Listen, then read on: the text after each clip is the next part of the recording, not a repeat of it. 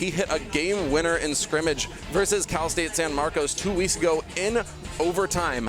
He knows how to show up to the occasion, and he's the guy that the Chapman Panthers will look to in the final couple minutes to seal the game and give Panthers the win. Now moving on to my partner in crime, none other than our side reporter, Michael Herrera. Michael, what do you have to tell us today? Holden, Lindsay, thank you guys for that introduction. Earlier today, I got the chance to speak to junior attacker Adam McDonald about his thoughts on the season opener, and take a look at what he had to say. Here with Adam McDonald. Adam, thank you so much for your time today. This year was the first time in 15 years that Chapman was ranked outside the top 20 when it comes to Chapman Club men's lacrosse. Does that give you guys a little bit more of a motivation, a little bit of an extra chip on your shoulder coming into the season? Yeah, I definitely think it gives us some motivation and a good boost into the season. You know, my freshman year, I was a part of the team that climbed all the way to #1 in the rankings. So I've been up and down, and you know, it's something that comes with a lot of respect, and you got it. But at the same time, you have to earn that respect. You know, we see it every day. We walk out of the locker room, we have the rankings posted, and that's kind of something that, you know, shows us, you know, that's the respect that the MCLA has given us and other teams have seen us as, and we want to get, you know, show them who we really are and what we feel we should be at. You've been with this program since your freshman year. You're now a junior. You've seen a lot of guys coming through this clubhouse. Now you're yourself, in your third year, you're a junior. You're now the leader of this clubhouse. How can you take what you've learned from the past leaders, implement them to what really is a very youthful team? Yeah, I think for us, you know, for me especially, it was from day one, you're a part of this team, no matter, you know, what grade you're in, where you came from, or anything like that. So I think, especially this year, you know, we had, I think, 7 transfers come in. We have a lot of promising freshmen that are going to be thrown under fire right away, and what we're really excited about. So I think my job as an upperclassman is just to really get that team chemistry going, which, you know, if you get the locker room together, you know, you can do anything on the field. Absolutely. Just one last question. Last time out against Berkeley last year, it was a great game. You only lost by 2 points, and those 2 points were lost in that final quarter. What can you take from that game last year and implement it to try and win this game today? I think the main thing is just playing 60 minutes of lacrosse. We went up early in that game, kind of had control over the game for the first 2 quarters, and then third quarter became tight, and fourth quarter they just wanted it a little more than us. So I think our motto this year is just play 60 minutes, play till that final whistle. I think our fall scrimmage was a great test for us against San Marcos. We were down the whole game, and that game ended up going in overtime, and you know, we ended up coming out on top, and I think that was a great push for us to play all 60 minutes and you know, really get over that last hump. Adam, thank you so much for your time today. Good luck, man. Shout out CSBN. Adam, this entire roster, the entire coaching staff, pretty much everyone and anyone involved with the Chapman men's lacrosse program is excited, they're eager, and they're hungry to get their season started. And I'm excited to watch it unfold with all of you at home. Lindsay, Holden, back up to you guys. Thank you for your amazing insight, our very own Michael Herrera. We'll hear from him from time to time during this game, but what I want to talk about before we toss to our lineups is Chapman's matchup last season against Berkeley. Michael mentioned it a little bit there, but they lost 12-10, and they lost mainly due to James Dakin. He was a freshman at the time, the face-off specialist, and I would consider him the MVP of that game. He had 12 ground balls as a face-off specialist and an 82.6% face-off percentage. I think we're going to see most success for Berkeley come in the face-off category. Lindsay? I totally agree with you. As we mentioned earlier, that incredible face-off percentage from that game against Cal Poly that Berkeley just had. So those are definitely going to be, you know, and that's one thing that Chapman tends to struggle with, is to consistently be putting up that face-off percentage. So it's going to be interesting to see what that matchup will look like tonight compared to when we look at the senior leaders of this Chapman team who have had a 1-2 record against against Cal Berkeley in their career. And right now it looks like we are getting ready to set up for the national anthem in just a few moments.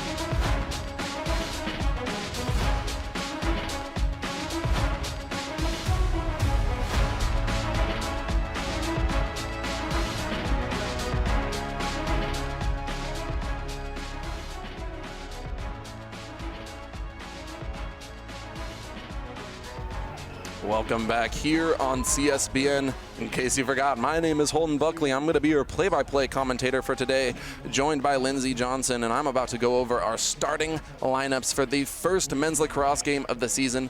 For Chapman, number 10, Shandon Hamamoto, number 12, Jake Cutler, number 13, Eric Torrey, number 17, Nico Orsino, number 20, Russell Wilkinson, number 28, Colin Sproul, number 31, Tyler Pandis, number 33, Adam McDonald, and number 88, Brody Champion. On the Cal Berkeley Bears side, number 2, Henry Brown, number 6, Nate Fredericks, number 9, Timmy Donatelli, number 21, Cooper Kennedy, number 29, Andrew Kaslow, number 30, James Dakin, number 32, Connor Testa, number 43, Ryan McAvoy, number 44, Phineas DeGuyer, and in the net for Berkeley is number 31, we talked about in pregame, Jack Wilson, the 6-foot goalie, his second year, looking to have a big game in this one. And then in the goal for the Panthers, number 23, Ryan Sugart, the rookie of the year.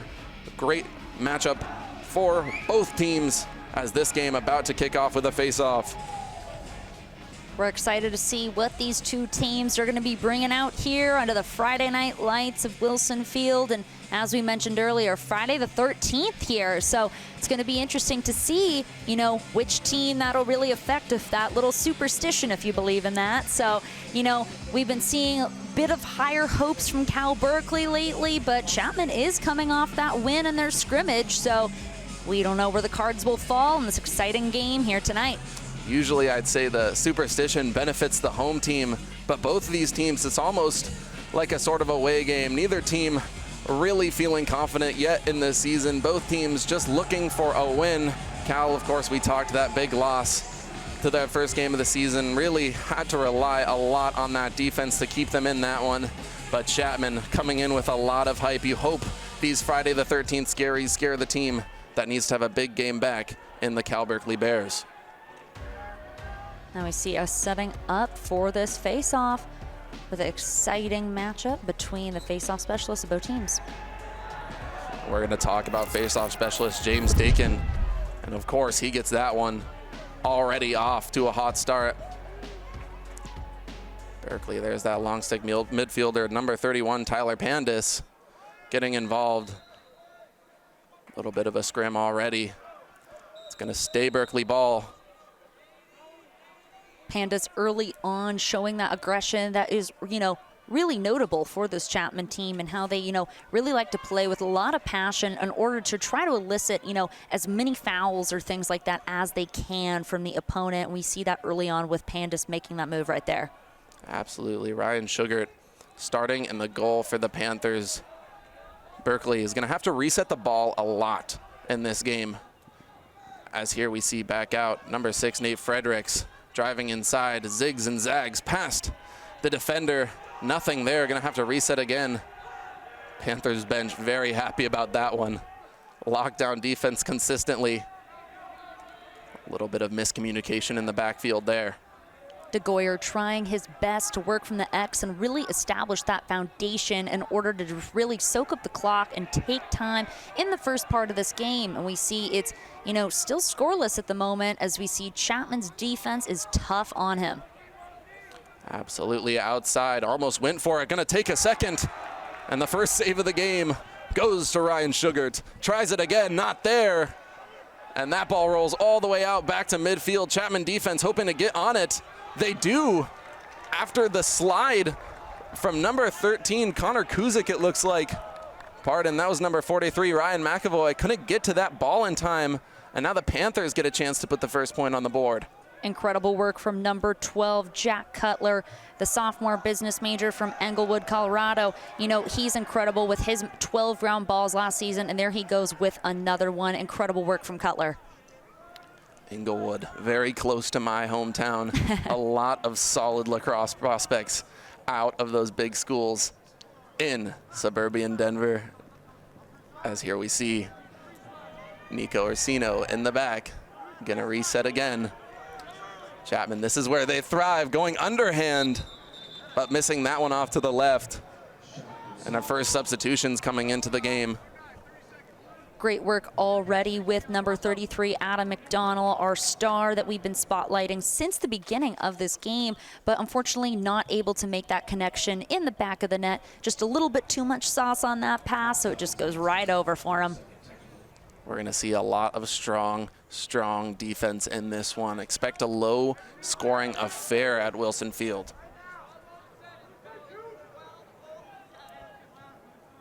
Bit of communication here, trying to figure out what's going on after that second penalty for Cal Berkeley already early on in the game. The first substitutions, Ben Carvalho in at the attacker position, what looks like.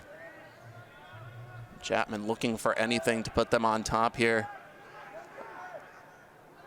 Going around the clock, just trying to find the right shot. It looks like they have it going up, not there.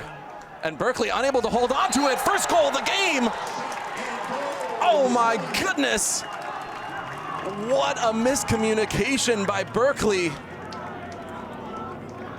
That was incredible shot from number 2 for Chapman right there. The incredible work right there, and how, oh my God, Chapman was just able to get it in. Ethan Roselli, the new transfer from Concordia, you know, just brand new on this roster for Chapman, already demonstrating his worth. As you know, we saw in that play how McDonald tried his best to just snap it in, but Roselli was able to pick it up right after him. So great work early on for Chapman as we get a little bit of a tumble in the middle of the field here.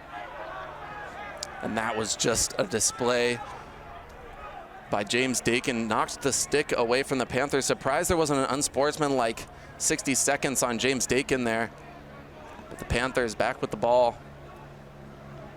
James Dakin, that fire on the field, is just trying to, you know, match that Panther energy and try to get a bit more passion out of him. Right now, you know, coming off that first point, Dakin is making sure that he's proven his worth out there.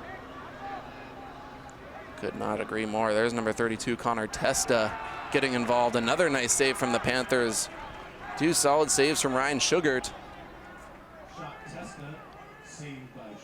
Incredible work from Sugart right there, how he's just continually able to make save after save despite the tough, and incredible work right there, as I was just mentioning, that tough attacking we see from UC Berkeley, and number 5 for Berkeley just missed it once again right there, and Sugart was just able to defend as he was unable to connect right there. Yeah, Luke Dumont, a little bit too much speed on that one. Of course, we know UC Berkeley is going to come out with a lot of fire on this one. Just got to try to contain it. Let these players play to the best of their abilities as long stick midfielder there. And number 33 just gets a little bit gapped. Nick Fendler unable to corral that one back in. And the Panthers bench happy with how that play turned out, giving the Panthers another shot. That was definitely a penalty right there, as we saw number 33, a flag was thrown for number 33 on Berkeley. As you know, he was just basically running over the Chapman player right there.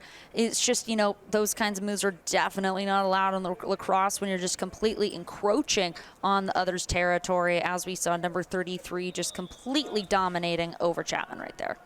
Panthers going to start it off with number 5, Rocco Reginelli. Back out. They've been liking this. The around-the-clock action. Berkeley defense didn't bite there. Got the steal. Ground ball. And now it's a sprint for Berkeley. Number 2, Henry Brown. Had to pass that one away. Didn't want to risk the offsides. And then back out to Seth Jordan off the bench. He's going to prove important at that midfielder position. Avoiding the offsides there. Incredible work from how Henry was just able to navigate quickly around Reginelli. As you saw, Reginelli just had that ball snaked away from him and was sprinting, you know, and that's one thing, is Reginelli is one of those players who is just so quick on the field, but we saw Brown was able to still navigate away, as we see some substitutions are being made now. Yeah, that was a couple plays in a row that we just saw Berkeley really struggle with shooting so far. But that one, miscommunication, trying to get on it, not in time. Berkeley does have to retreat here, gonna reset with their goalie. But yeah, just a couple shots with too much fire on them for Berkeley. I think they're taking the right shots, just maybe not at the right right time and maybe not with the right power. And on that note, we see number 6, Nate Fredericks, returns to play as he was subbed out just a few moments ago. And he's one of those top scorers for Berkeley that, really is going to be a pivotal point in this game with, Shandon Hanamoto is going to be that defenseman for Chapman who's going to be hot on him with power versus power right there. 2 incredible players, but Fredericks needs to step it up a little bit more in this game right now as we see Chapman already has one on the board compared to Berkeley. We saw just a silly offsides there. Berkeley just trying to play with fire, not really benefiting them in any way. But here we see Holden Walker in the Skywalker, as his teammates call him, driving inside, passes it out. There's number 2, Ethan Roselli. Should pass this one away. Holden Walker is a great, a great player who's really able to be of such utility to his whole team. And there he goes with his 2nd of the game for Chapman. Ethan Roselli, that transfer from Concordia, already just proving his worth, showing Coach Callis why he was meant to be on this team. Roselli with just point after point. Here he is with all of the scores of the night being his. Yeah, wow, just an amazing shot there. I think this is where we see some of that second-year goalkeeper jitters coming in. Jack Wilson, 2 savable balls in my opinion. The 6-foot goaltender played a very good game, but also against a team like Cal Poly where they really had to rely on their defense. Defense hasn't really come to play yet for Berkeley.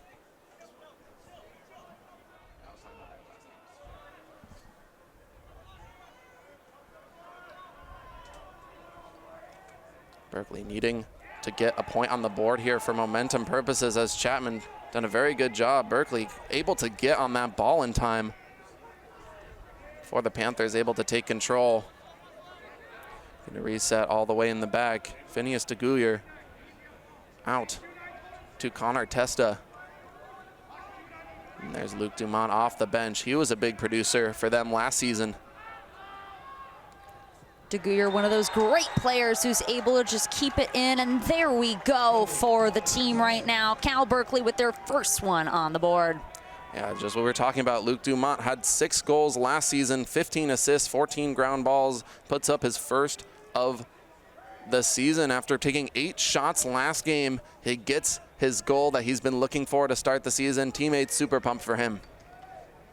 Incredible shot right there for Dumont. And, Berkeley really needed that right now. As it seemed, they were really trying to, turn that fire up, get a little bit more aggression out on the field right now, as we see that, Chapman's really proving to be a tough opponent for them early on in this game as we're already winding down to about halfway through the first period of action. You see on paper, Cal Berkeley's offense, especially last season, just looked so much more polished than the Panthers. They had a 278 points to the Panthers' 227 points. And then Cal there just committed a pretty silly foul. Ref's going to talk about this one for a second. Some great discussion being had here as almost calling for a replay at this point when stuff like this happens, as we see number 3 for Chapman stepping off the field. Number 13, Eric Torrey, coming back in to do that faceoff. Yeah, that was Ryan Beach. Ref sort of dismissed him at first. Now another faceoff coming. See if Berkeley can get this one. They can't. Panthers coming away. Eric Torrey gets his first faceoff win. And Eric Torrey just going to have to retreat here. Gives it back out to his long stick midfielder, Shandon Hamamoto. One of those seniors that's going to prove so important in this game. And to Nico Orsino. Great work from Hanamoto right there. As Holden was just mentioning, Hanamoto and Orsino are going to be some of those great senior team leaders that have just done so much for this Chapman men's lacrosse program. As it is only a club sport, those two have really been great leaders for this team this year, as they're missing, some of those really important seniors we've seen in the past, such as number 44, Dante DeColabes, who is just an incredible player for so many years for Chapman, but unfortunately is no longer playing for the team. So players like Orsino and Hanamoto are really stepping up for the Chapman team. Keegan Sharaboom in the game. Another one of those transfers. Look for him to get comfortable within this offense, as picked off there by Cal Berkeley. A wide open lane. The dive by number 12, Jack Cutler, isn't there, but Berkeley, luckily no fast break there. They're going to reset. Substitutions coming in.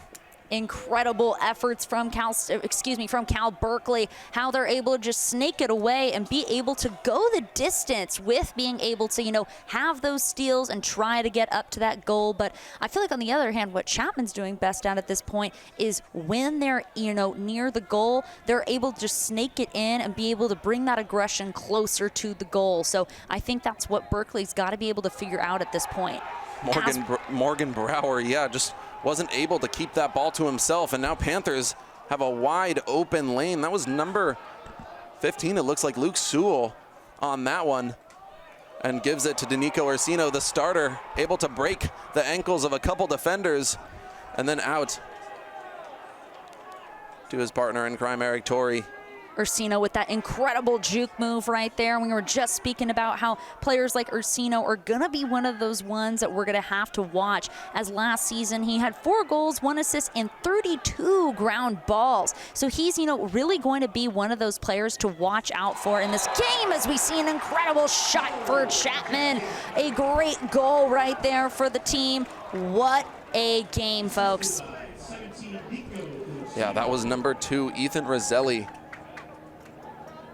Yeah, this offense really coming out firing so far. No issues. I think this is where you see how some of this doubt, some of these what you would call whiteboard or chalkboard moments for these Panthers just being undervalued like they have after coming off 2 incredible seasons last season, falling short, not making the playoffs for the first time in over a decade. It's been a struggle for the Panthers. So this one, they just want to come out hot, put as many points on the board, and force this Berkeley team to really rely on their offense that, again, only put up 6 points in their last one. This game has been definitely one of wing play, as we've been seeing such tough pole matchups, coming down to those ground balls. We've been seeing players like Nico Orsino and Connor Testa just frequently being matched up here, having to battle it out in those wings. Connor Testa gives to Luke Dumont. Then Dumont gives back, give and go. Out to Connor Testa. Testa inside, back out to Phineas DeGuyer, who's forced back. Doesn't have a teammate open. Gonna try to take it himself, gives it outside. Luke Dumont, back out to Connor Testa. Testa back to Nate Fredericks. One of those guys who Berkeley needs to rely on to be a playmaker, especially at this point in the game, finding themselves down 2.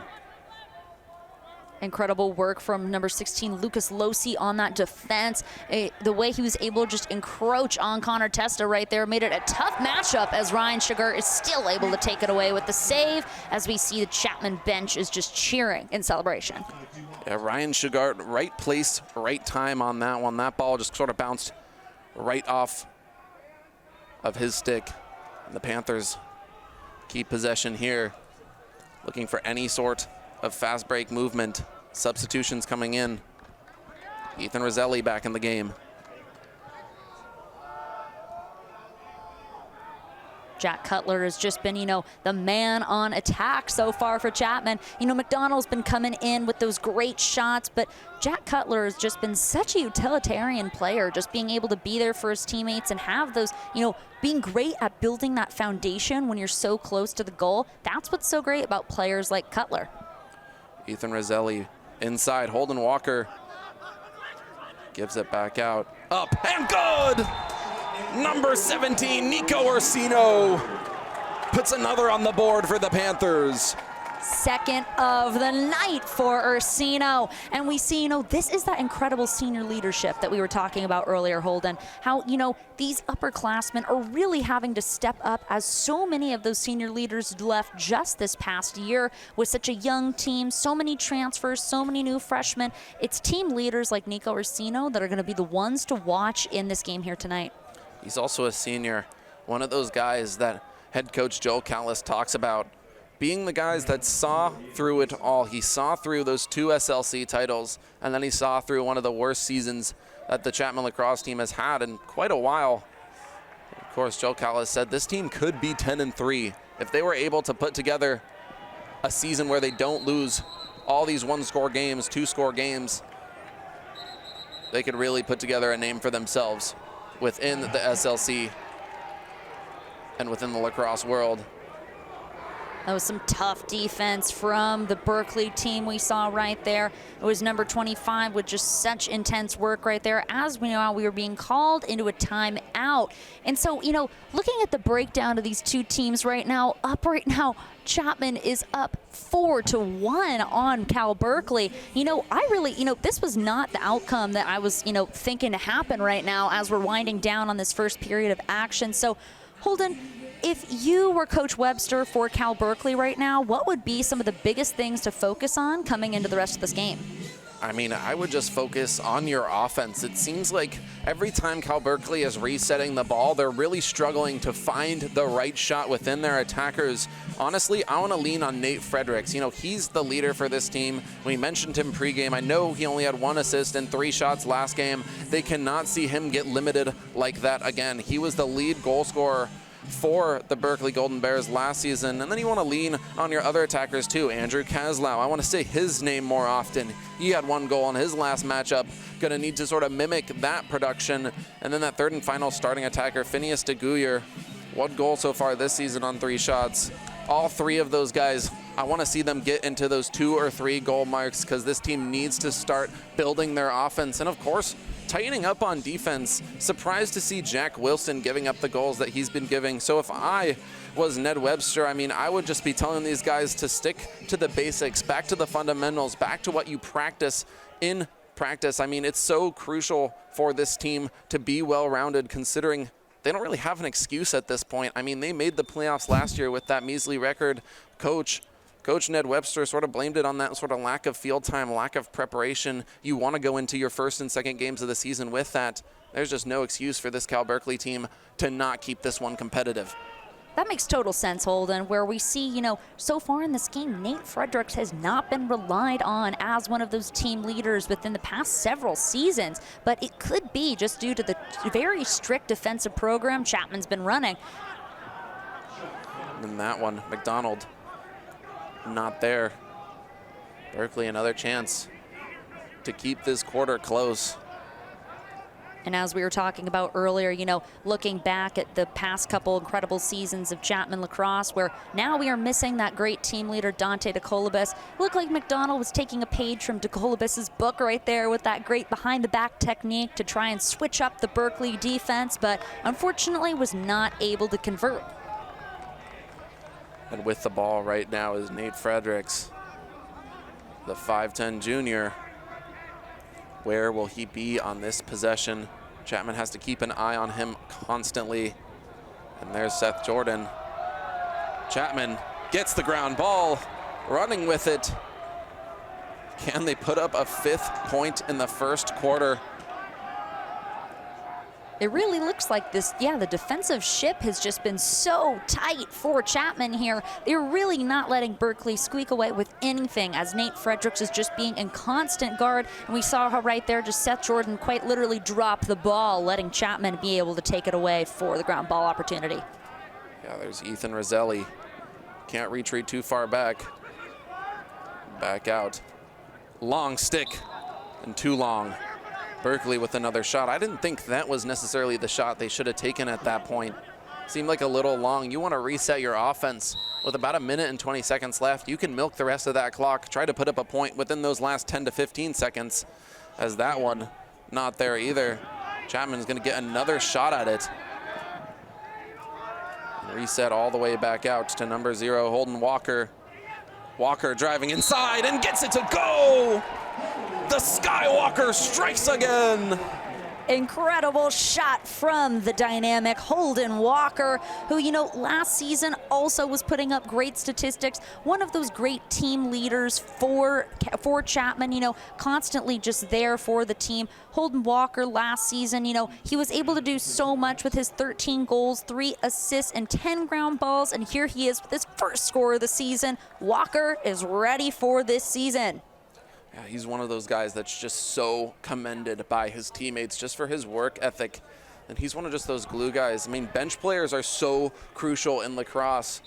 Head coach Joel Callis talked about he had a 42-man roster. That's 42 guys fighting for 9 roster spots. And driving inside, Berkeley needs to put up something in these last 50 seconds. It's just been a struggle for them offensively. Need to find their rhythm. We see both teams almost seem to be scrambling right now, just trying to get those last-ditch efforts to get anything more up on the board. But, I agree, Holden. If I were you, I would have really been trying to milk the clock as Chapman has been, not doing so far this period of action, but just really trying to take their time and work on building that foundation rather than just trying to snake it away quickly. But Berkeley's doing their best to do so right now. DeGuya resets back out. There's number 24, Owen Pettis. It's 8 seconds on the clock. Have to do something here. Up and inside, got to put in a shot. Off to the right. Another final last breath. Not there. Chapman 5-1 in the first quarter. This offense has came out firing, Lindsay. This is incredible, Holden. And now, we're really looking at those MCLA preseason rankings, seeing that Chapman, was around the 80 mark compared to usually being in those top 20. But, that's not really what we're seeing. That type of energy is not what we've been seeing out on Wilson Field here tonight under these Friday night lights. It's just been so incredible to see this game, not really starting off the way we expected, but still a great matchup with great efforts from both of these teams. And you have to be so happy as Joel Callis starting off your season at home. This is how you build momentum as a team. Starting 5-1 in this game, I think Chapman is going to be able to continue with their offensive production. Now it's just for them limiting Cal Berkeley. I mean, they've almost hit Cal Berkeley's goals in 1 quarter. So, I mean, Chapman just really coming out firing.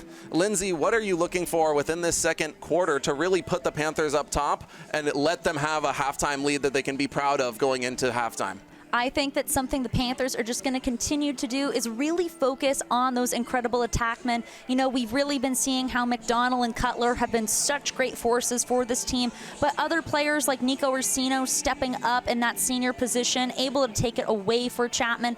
But I think the biggest thing for Berkeley is going to be able to work on that face-off percentage, as the incredible Dakin just taking it away time and time again, but hasn't been able to convert in the way that he's been wanting to. And now we're seeing these great highlights where that great shot from Berkeley right there, the one that they were able to get up on the board, and that was what, was able to give them that bit of fire to keep it going for the rest of this game.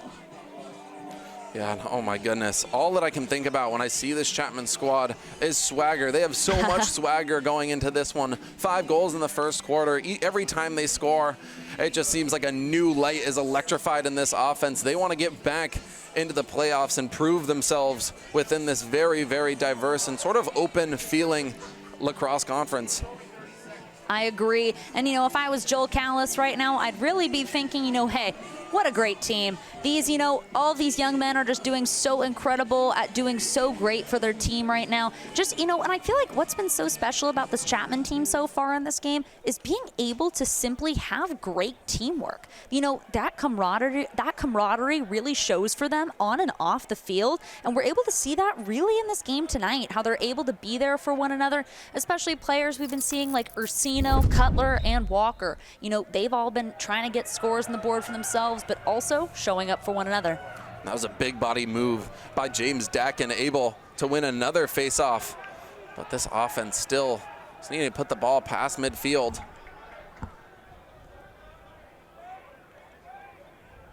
Berkeley fighting in the middle. Got to get closer to the net. This Chapman defense just needing to reset here. Substitution coming in, number 55, Jake Escobar sees his first playing time of the game. It starts with a pass back out to number 22, Morgan Brower. Berkeley's really trying their best to just, hammer it in as close to the goal as possible, trying to go in the middle lane there and be able to just drive it in, trying to take a page out of Chapman's book. But, once they get up close to the goal, that's what they're almost stuck in the mud, as we see that great attempt from Berkeley right there.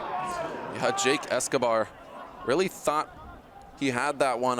A solid shot, too. Surprised he just went a little high. We think we've seen that a couple times, either a little higher or a little to the left. I think they're just putting a little too much sauce on these attackers. But inside, broken up. DeGuyer working right there, trying to get it around the X there, but unfortunately not able to convert as Chapman is now setting up shop to get back in the offensive zone. There's number 28, Colin Sproul, starting it off for the Panthers defense. Gonna come in so crucial in this second quarter, not letting Berkeley make up the lead that they've built for themselves. Shandon Hamamoto, the long stick, up and inside. And it's gonna be back. Penalty on the Panthers. Berkeley, another shot. Flag has been thrown, as you know, there's practical calamity here down in the two benches. Here, lots of, you know, roars from both of these teams, just trying to figure out what's going on as Berkeley is now returning to, you know, be able to take a shot here. We see Dumont at that midfielder position playing a little high here, and up and inside is Owen Pettis. Owen Pettis gets it to his teammate. Andrew Caslow. Went around the world here looking for the right shot. I think that's something that they've talked about a lot. Luke Dumont hesitates, brings it back out to Connor Testa. And up, no good. Just another shot that I think they could have waited a little bit longer for. I mean, there's no shot clock in lacrosse. If you see the right shot, you take it, but you also have to remember to slow this game down. I think that's gonna be something crucial for Berkeley. I understand you're down 4 scores, but you really need to start slowing the game, you're just making it so hard on yourself when you continue to give Chapman possessions. If you're gonna shoot, you have to make sure it's completely the right shot and it's at the right time. I completely agree. And, you know, it's so interesting to see how that Chapman has really been able to build that great foundation whenever they're right by the net, being able to force those connections and really build that network in order to find the perfect slot to just get it right in the back corner of the net.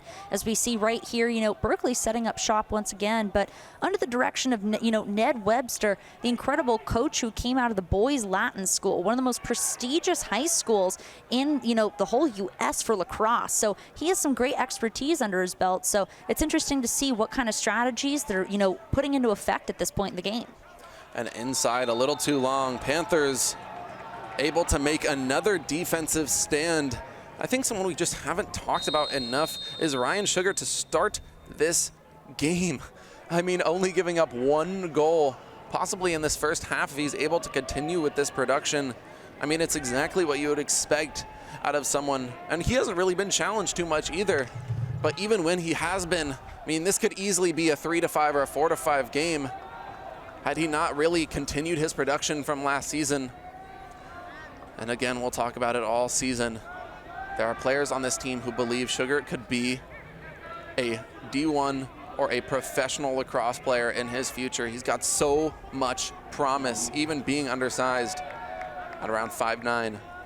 Now, one thing about this game, you know, Ryan Sugar is such an incredible player, but one thing about this game is, you know, pretty remarkable amount of flags already. I think we've seen 3 so far in this game. So, you know, it's been pretty intense, and I feel like, you know, both of these teams are getting a little bit too aggressive with showing their passion and showing how much they really want this win, where, you know, Berkeley coming off that loss to Cal Poly, and Chapman with their first game of the season trying to prove themselves to get back in those 20, you know, under 20 in the rankings. You know, it's really interesting to see how that aggression is being put into play on this field here tonight. Tyler Chrisman into the game. He had 5 ground balls last season. He's got to score a goal. He's one of those midfielders going to be crucial for Berkeley to reset, make the right play. The Panthers get another possession. They're really just working these defenders. I think they're doing exactly what Cal Berkeley is not, and that's just really waiting for the right shot, and that one hits the turf right in front of goalkeeper number 31, Jack Wilson. What's been interesting is I feel like, a lot of the shots that we've been seeing from, the Chapman Panthers aren't from, your typical front attackman. We've been seeing those shots too from Ethan Roselli, one from Ursino, one from Walker. But, we're seeing Cutler and McDonald up there, right by the net. But unfortunately, they haven't been the ones that have really been able to convert that much so far in this game. Here's Champion. Almost looked like he had a lane there. He's going to wait in his spot. Gets back to Champion. Champion sees his spot. Almost goes for it. Doesn't. Gets it knocked away. Just can't have eyes in the back of his head there. Berkeley, another shot. Chasing after is Adam McDonald. McDonald just trying to poke that ball away. A long stick there. Connor Testa able to come away with that one. Giving it back to Luke Dumont. Lots of substitutions being made during this game, as I feel like, if I were one of these players, I'd be getting burnt out left and right with their incredible aggression. Another save for Sugar right there, as we see number 4 for Chapman is still able to retain possession of the ball, running it downfield, taking a page from the book of Cal Berkeley right there, able to just drive it on up as close to the goal as possible. That was Anthony Mills, another one of those key bench pieces. Really display of athleticism coming away with that ball. Seems like just nothing is going right for Berkeley. One thing to note, Anthony Mills and Tyler Pandas both recently recovering from injuries. They've already, we've been seeing Tyler Pandas starting off this game with great, fire on the starting lineups, and now Mills with that incredible move right there. We've been seeing these people, right off their bench and right off of being injured, able to come back with a strong vengeance in this game. And that one way too long from number 12, Jack Cutler. Berkeley, another shot here. Berkeley's going to, I think, as we've been mentioning so far, Holden, but right there, they just disprove what I was about to say. I feel like Berkeley really needs to just take the time by the goal and really be able to find their network, find their connections to just really establish communication with one another. But, I think it's interesting that, Chapman really seems to have a lot better communication on the field so far in this game than we've been seeing from Berkeley, as we see Holden Walker taking it away with the ball with great speed. So many of those missed opportunities are coming on passes, not even attacks. Just long passes by both teams, and then 2 possessions squandered. Ball is back in the Chapman Panthers' hands. Ben Carvalho back in the game. We're already about 7 minutes into the second period of action and no score within these past 7 minutes. So, as you've been mentioning, Holden, both of those teams are at a bit of a standstill with those missed long passes. So it's going to be interesting to see how they can try. And there we go, snaked it away. Another behind the back technique for Chapman right there. That was number 6, Tate Wardell. Another bench goal for the Panthers. It is 6-1. Chapman at home to start the season. Incredible work by Tate Wardell wearing number 6. Holy cow, Lindsay. What a remarkable game. As we've been noting, of course, some of these players are so great at making goals, like Nico Ursino, Holden Walker, but a lot of these players who are new to this team and, coming off the bench, it's been great to see how they've been putting their best effort in this game tonight, and they've been the ones to get their name on the score sheet for this game, as we see an intense block from number 6 from Cal Berkeley right there as a flag flies high. Number 6, Nate Fredericks, with that tough block, eliciting a flag right there. Yeah, just another opportunity for Chapman to maintain their lead. Going to see a lot more dead time here. Chapman, of course, they want to keep putting up goals, but they're going to play this a lot slower. No shot clock in college lacrosse, so it'll be interesting to see how they kill this clock. There's Eric Torrey out, unable to bring that high pass in. Jack Cutler. Yeah, unfortunately, so far, this has not been the game, season starting so far for Nate Fredericks. As last game, he only had 1 assist, and so far, he has not been able to put anything up on the board for himself in this game and just had that pretty intense flag against him. So I think, yeah, it's really about just trying to utilize Nate Fredericks and it's really about what the rest of the team can do to get more from him. And it's a great score from Chapman right there, wrapping it around the goalpost. My goodness, it's just goal after goal after goal for the Panthers. You have to wonder when it'll stop. I mean, we're just seeing so much energy coming at this side. That was number 48. I didn't catch it live just because everybody's moving so fast, but that was 48. Keegan Charapoom, one of those transfers. So many transfers already making a huge statement in this one. Earlier this week, Holden and I got the chance to talk with, the sophomore Ben Bauman, who was sharing with us that this really is going to be the season about the freshmen and the transfers. Seeing that new power and all these new faces on this team is really what this season's going to be about, and that's the definition of what we've been seeing in this game. Faceoffs continue to go Berkeley's way. Does it matter? The Panthers really capitalizing off all these ground balls, all these turnovers committed. And almost gave that one away. It was number 21 on the Cal Berkeley side, Cooper Kennedy, able to keep it with Berkeley. Defenders everywhere, has to pass this ball away, can't find his man. And it goes to goalkeeper Ryan Sugart. That was incredibly tough defense that was on Cooper Kennedy. Cooper Kennedy, my partner in our AP Gov class, as we see some intenseness in the middle of this field here as another flag flies high. I think it's about 5 or 6 so far in this game so far. Yeah, usually when you see a 7-1 score, it means a lot of flags. Players going to be playing with a lot of passion. Whether you're holding on to that lead or whether you're facing it, really tough for both of these teams. Unfortunately, it looked like right there that, Cooper Kennedy was getting just completely swallowed up by the Chapman defense. Chapman, we've always noted that it's really been their attackmen that have been carrying, but I feel like in this game, it's really been their defense. Their defense has been such an incredible point of this game, especially in how they've been able to just completely block Nate Fredericks. This game, we've really been seeing Chapman's team seems very well-rounded all around. Could not agree more, Lindsay.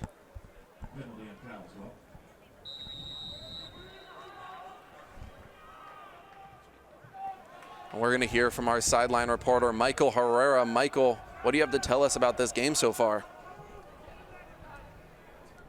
He's back in the game now, but if you missed it for a while there, number 17, Nicholas Racino, was out of the game, but it wasn't because of injury. It was the aggression of Cal Berkeley that caused his absence. His stick actually broke. They spent a while fixing it. He's back on the field now, but just going to show and emphasizing the aggression by Cal Berkeley. And you don't want to play too aggressive. Aggressive can teeter into desperation, but maybe that's what Cal Berkeley needs to get back in this game. Down 6. Chapman is thriving right now. It's electric on the sidelines. We're going to see how this game continues. A broken stick. You don't see that too often, but hasn't seemed to hamper the Panthers as Nick Ursino is back in the game. Inside, Berkeley reset round the clock. There's number 32, Connor Testa. Testa gives, strong stick and too high. Berkeley now really trying to establish that great foundation that we've been seeing that Chapman has been able to do so far in this game. And, we see that they were really able to try to soak up the clock and find the best, lane to get in order to make that shot, as number 24, Owen Pettis, was the one that was able to just snake it away and try to make it, but unsuccessful still. Yeah, so much power. Another one way too high. Panthers just continue capitalizing on this strong attack from Berkeley. Substitutions coming in quick. Panthers looking to make the most of the 5 minutes on the clock.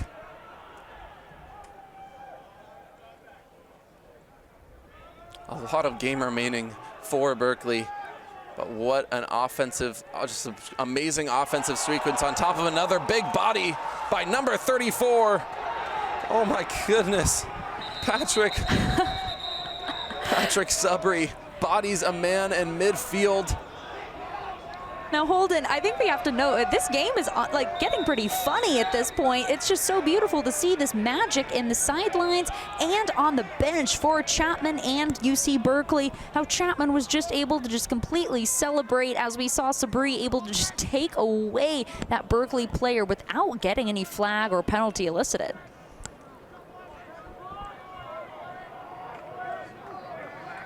Here's Berkeley once again. They just have to keep slowing this game down. But it just seems like the shots that they're taking aren't really going close. They're just a little too high, and this one goes inside, back out, hesitates, inside, poked away, stays with Berkeley unless got number 4 by the Panthers, Anthony Mills. Anthony Mills off that injury, how he was able to just take it away right there. And you see, I feel like Berkeley honestly had a pretty open shot right there, able to just, pretty easily take it away. But Mills, with his incredible defense, able to take it away and then swipe away that ground ball just right in the X there. Anthony Mills, time and time again, proven his worth in this game tonight. As you see there, just some physicality going up. The flag is down. We'll see who it benefits here in just a second.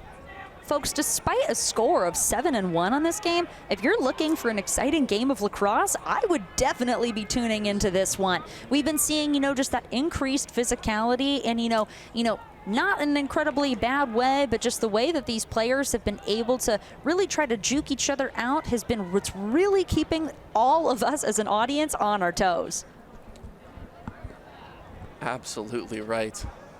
We'll see how Berkeley is able to come back in this second half. I mean, I can only imagine the locker room chant that's going to go down between Ned Webster, the 12th year coach, and this team who's just struggled to find any sort of personality in this one. I think the only thing the Chapman locker room could be saying during this halftime is, we are so back. I think that's all they can be saying with, the pretty dismal preseason rankings for them, but seeing this power in this game and just that shot missed from Berkeley again, see, Chapman must, be feeling pretty good coming into the second quarter of action.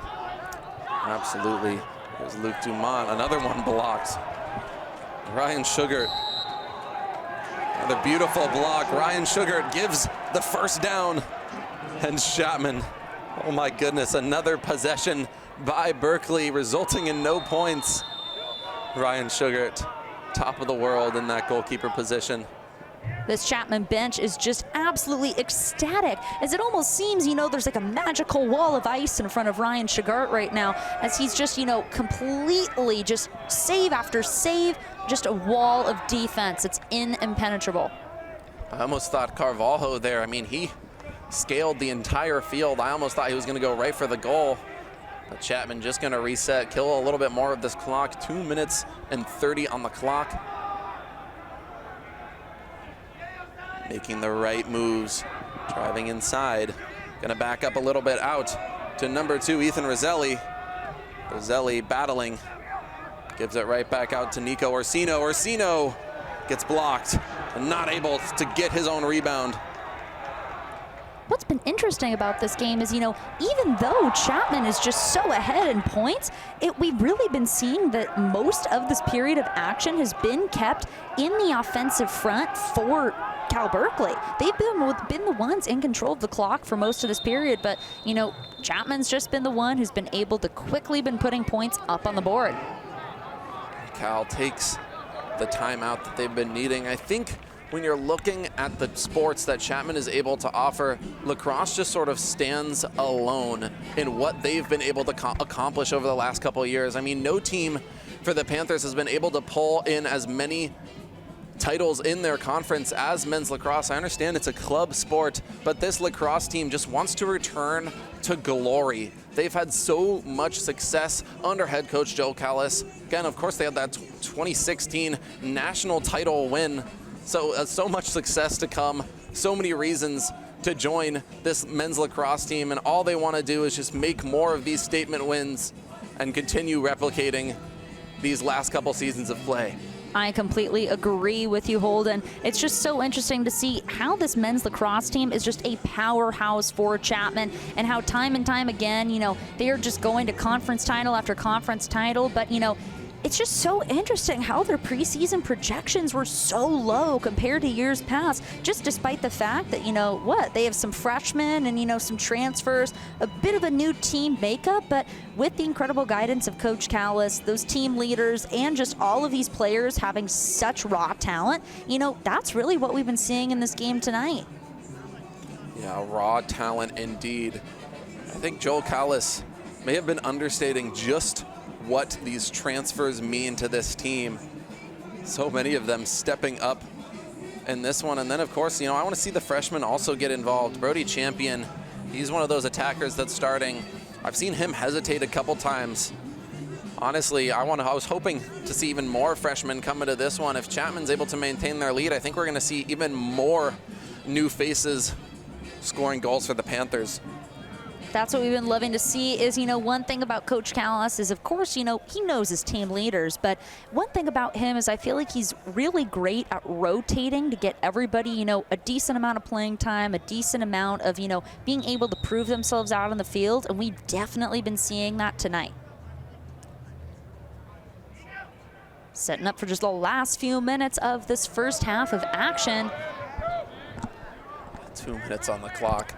I mean, this is where maybe if you're Berkeley, you speed it up a slight bit. You can't go too fast, risk an 8th Chapman point. That's been the thing, is really finding the rhythm for Berkeley. Is, of course, you think at this stage, you got to go fast to get more points up on the board. But whenever they go fast, that's when, the accuracy is thrown out the window, unfortunately. So I think it's really about setting up and finding that great routes of communication for them. DeGuyer all the way outside, looking for any sort of shot here, signaling his offense to try to get anything. Stutter step inside, hesitates the pass, just gonna have to reset it back to Luke Dumont. Luke Dumont outside, and there's Owen Pettis, hesitates, gives it inside once again, gonna swing, not there. Chapman defense coming in clutch, taking that ball away, and a full reset by the Panthers once again. And 28, Colin Sproul ends up with it. And they have 53 seconds to work with unless something like that happens. Berkeley, another shot to try to put this half away, focus on their second half action. Here's Luke Dumont again. And substitutions coming in on offense. 32, Connor Testa, one of those starters. That was just about a perfect play of defense for Chapman. And, it's really been those attackmen that have been really carrying them in seasons previous. But right now we're seeing that it's almost their defensemen that are really the shining stars of this game, as, they're just swarming whoever's trying to get near Ryan Sugar. It's 44, Ben Carvalho gives it all the way back out. Luckily not intercepted. So much pressure. Panthers coming away once again. And a big Hail Mary downfield. Can the Panthers get on it? They can't. Bringing it in and re-delivering the blow. Number 2, Henry Brown. Such intense slash moves that we saw right there in those last 10 seconds of action. As Cal Berkeley is doing everything in their power in these last few moments to try to get more points on the board, but we're unsuccessful, as right now we're still looking at 7-1 Chapman up on top of Cal Berkeley. And wow, Holden, just all we can say is what a game so far. Yeah, just talking about some of these top performers. And I just want to credit the goalkeeper, one of our key players in the game, Ryan Sugart. I mean, just continues time and time again to prove why he deserves a starting bid for his all 4 years at Chapman. I mean, this is a guy that you could almost risk leaving for another team if Chapman's not able to be competitive this season.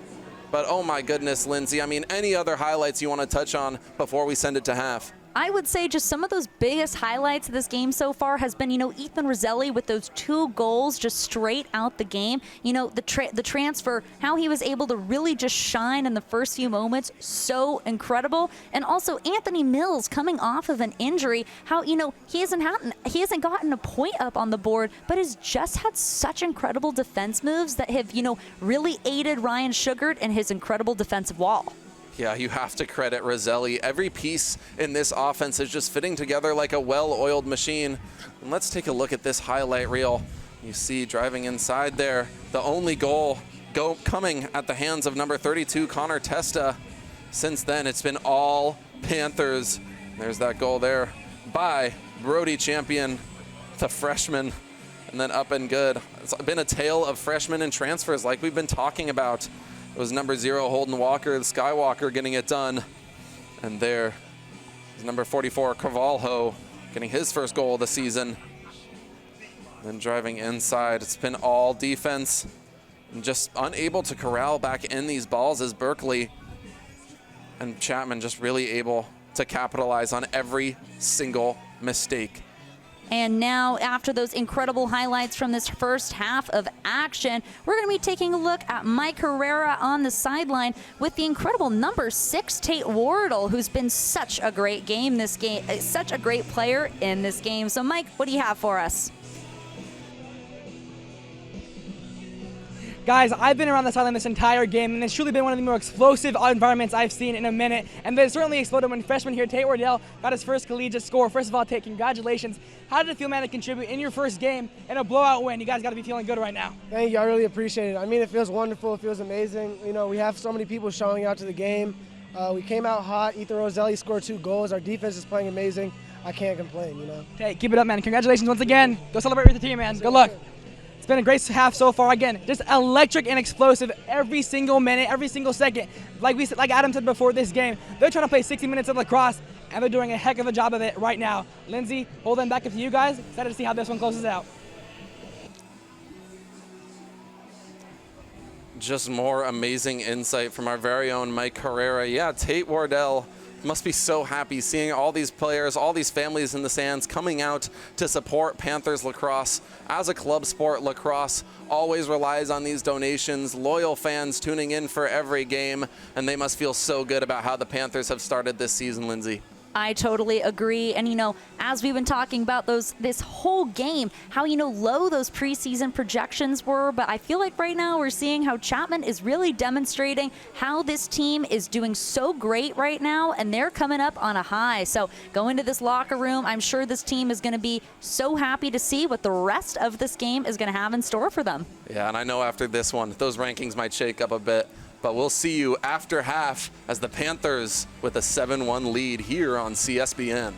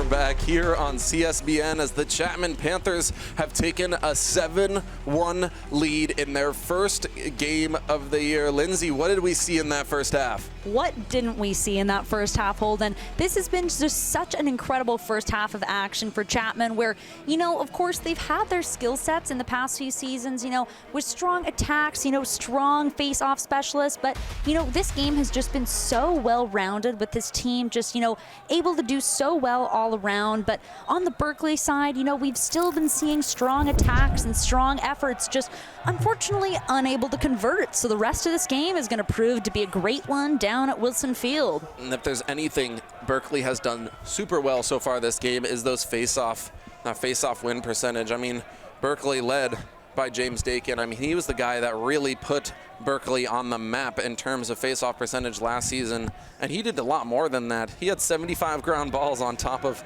his 141 face-offs won. This can be a guy that they lean on as this offense trying to come out hot. Just a lot let the Panthers pull away and end this game early. There's Morgan Brower out. Open lane, gonna hesitate. Pushing inside, not there.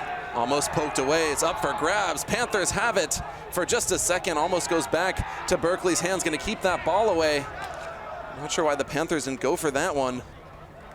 And every ball is everywhere right now.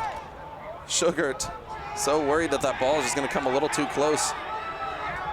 Now that was so intense, and I feel like that set of plays right there was exactly what we've been seeing so far from this game all around. Just, these giant defensive balls of work right there, and just seeing who is going to come away with the ball. But we see Berkeley still able to retain possession. So, I feel like some conversations definitely must have been had during that halftime that, shifted them a little bit. Phineas DeGuyer, pass a little bit long, going up. Again, those high passes. I'm not sure if that's a practice, a preparation, or just in-game jitters, but we've seen so many high passes. So hard for these attackers to corral in those balls, and that's just been a consistent theme in this one. As Chapman, another possession to extend their lead. Nico Orsino back out all the way to number, can't even tell, I think it's 88, Brody Champion working in the X right there, who has, really been such a great player, who's able to just, consistently be there for his teammates. And, with one goal on the scoreboard so far this game, Champion is just, one of those star transfers that we've been really looking at during this whole set of plays. Ethan Roselli looking to put a third goal on the board. He wants the hat trick. As an open lane comes, and a nice block by Jack Wilson. It was an incredible shot from Holden Walker, a great attempt right there. But, I feel like that right there is something we've been really waiting to see from Wilson. As his last game, he had 18 saves against Cal Poly. We've been waiting to see that incredible stick work that he's been proving so far this season. I think why I couldn't see Brody Champion all the way out there is they're playing pretty wide now. They're gonna wait, try to kill all this shot clock, and there, the bounce score by Brody Champion. Already has one goal on the night, couldn't get a second one. Very interesting attempt right there, just trying to snake it in around the side of the goalpost, but unable to do so as the ball comes back in the hands of Nico, passing it over to Holden. All the way out, Chapman. A new clock, 45 seconds on it. A lot of time to kill. So there's Holden Walker out. Inside Walker, nothing there. Thought about trying the long attack. Isn't gonna go for it. And then Brody Champion wasn't happy with that stick to the leg. Inside, up, blocked again. Right in the twine.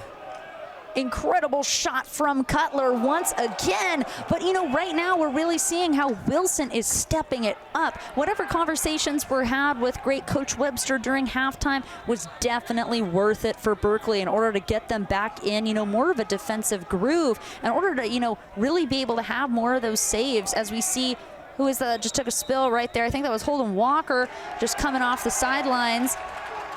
And there's going to be a penalty on that one. It looks like an offsides benefiting the Panthers. Just some funky substitutions. It's going to be Panthers ball, and a really nice sidestep by number 6, Tate Wardell. the one who was interviewed before half. What a move. Chapman, I feel like what's so great about them is they're able to be so crafty with their moves. How we feel like I've seen, between Anthony Mills, Nico Ursino, and that great move from Tate Wardell, the three of them have been so great at their really quick footwork, almost like happy feet, just dancing around the field, getting ready to make a score. Absolutely, and all the way back out to Rocco Reginelli. Reginelli gets some power, passes to his teammate, and a little high. And one thing about Reginelli is I feel like he's really one of those players that's either really hot, or really just taking it smooth during a game. And I feel like in this game so far we haven't seen too many appearances of him, as I feel like we're really seeing Coach Callis trying to utilize some of these newer members and get them more in the spotlight. But hopefully we'll see a bit more Reginelli throughout the game. Spin move not there. All these guys fighting for this ball right in midfield. Anyone's ball. Tripping and falling. Berkeley's gonna have it. A little bit of a mismatch. Driving upfield. Gives it back out. Here's the move. Unable to corral it back. This is number 5, Luke Dumont. It's gonna be back to Panthers possession. What is happening, folks? I feel like we're practically speechless up here. This is like a game of soccer, like just seeing them falling left and right. I have to say, this is one of the most exciting games of lacrosse I've ever seen, with such a disparate, scoreboard. Absolutely. And Luke Dumont, who's usually a sort of unicorn for this Cal Berkeley offense, I mean, he can do so much, and he's just been stifled time and time again. Had 8 shots in that last game, and in his career, he causes turnovers, he gets ground balls, but he's just been reverted back into a horse so far this one, and it's all because of this Chapman defense. Now what can Berkeley do here? Working from the X, trying to find his connection. We see the incredible number 24 trying to work even further, swinging it back around. Up and inside with it now is Connor Testa. Testa gives it out. Seems like a big play has to be incoming for Berkeley. Putting up 1 point in a lacrosse game would be insane from a team who's had this much success in the last 12 years under Ned Webster. All the way out to Connor Testa once again. The shot clock's at 4-3, gotta put something up. Nothing there, didn't see the clock. Panthers ball. Once again, that was 90 seconds of defensive pressure. Wow. That whole time there, it really just felt like, Berkeley's offense was really just winding up, getting ready to put something crazy up on the board, but unfortunately not able to convert again. I feel like we have been seeing some great improvements from Berkeley, but mostly in the defensive realm since they've returned from this halftime. We've been seeing how Wilson has been stepping it up with those saves, and seeing how those defensemen have been having better blocks, but still with that 1 point up on the board since returning from halftime. Holden Walker gave the hush celebration after that spin move. And the Panthers back in attacking position. 54 seconds on the shot clock. Starting with it is Ethan Roselli. Roselli, another spin move. Gonna try it and gets it! Roselli with the hat trick! An incredible shot from Ethan Roselli. The midfield sophomore, the transfer, oh my God, just right here from Tustin, California. Ethan Roselli with that hat trick, 3 on the board for him tonight. And I feel like he's just somebody who we can't stop talking about. He's one of those prospects that, really is just making such a difference in Chapman lacrosse already, with this just being in the first game of action. If it wasn't 65 degrees and everyone was wearing hats, you would see them rain down on the field as Ethan Roselli, first hat trick in his career, blocked and taken away by Chapman. Have to reset here. Nice defensive pressure by some of these defenders, and a little high was that pass. Cal Berkeley has to put up something soon. There's no time to kill clock. There is no time to reset, you have to find the right play. Whatever call sheet that Ned Webster has been hiding, he needs to find it. Build the right play and build it quickly. If they're not able to do that soon, they're going to have a lot of tape to look at before their game against Northeastern. That game against Northeastern will be Sunday. Oh my gosh, this is going to be such an interesting matchup, but right here, still looking at this matchup here tonight, I feel like, we've been seeing how Berkeley is just trying to, they've been steadily improving, but still, even with all these improvements that they're making within this game, still nothing up on the board is just shocking at this point as we see a flag flying high, 2 flags flying high. What a game of so many different penalties. And there's so much firepower. Joel Callis not happy with that call, not happy with giving up another substitution, and a beautiful, beautiful pass and a block once again by Ryan Sugart. So many players stepping up. And after that incredible block, just got a note, practically like laundry on the field with how many flags are out there. Just so remarkable. This game has just been, so aggressive, just with such power and passion. Berkeley's really trying to fight for it, and Chapman's trying to fight for, trying to prove those preseason standings incorrect, as right now we see Berkeley is winding up, getting ready to take a shot. As you see there, sophomore Ben Bauman, a CSBN member himself, has checked into the game on defense. Help to try to contain Berkeley to their 1 point. As you saw there, Joel Callis so unhappy with giving up that penalty. He was almost screaming at his players on the sideline. And that's just how you see, even up 8-1, you want to get your fundamentals. You want to win every game, make every possession count, and you see the passion in Joel Callis in his 4th year.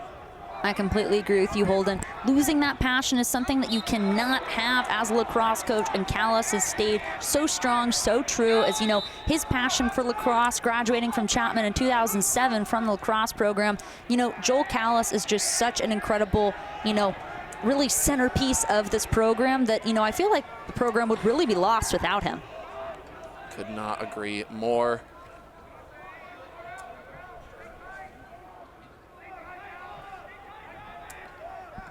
Berkeley just looking for anything, just putting something up, turning around, blocked by the long stick midfielder. Another shot, 17 seconds inside, second one, and another deflection by Ryan Sugart.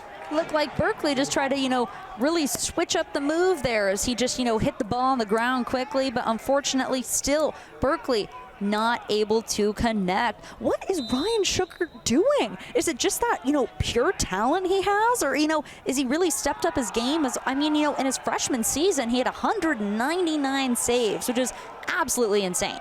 And Ryan Sugart, like you were saying, Holden, is, could be playing at D1 level, but here he is at Chapman, just, such a shining star of this program. Absolutely. As you saw there, bad pass by Berkeley. Chapman just has another chance to extend their lead. And they're going to try to kill as much clock as possible. The last thing you want is to give up a couple more goals and make this game a little bit closer in favor of the Bears. Yeah, and if the Bears lose this one, they'll be starting 0-2. That is unseen territory for this team. So much success over the last decade. Chapman has found Cal Berkeley's weaknesses, and they have taken advantage of every hole in their defense.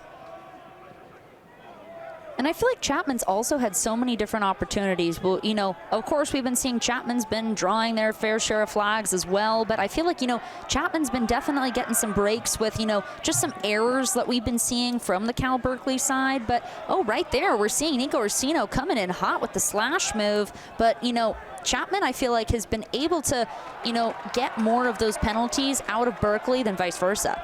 And another save by Ryan Sugart.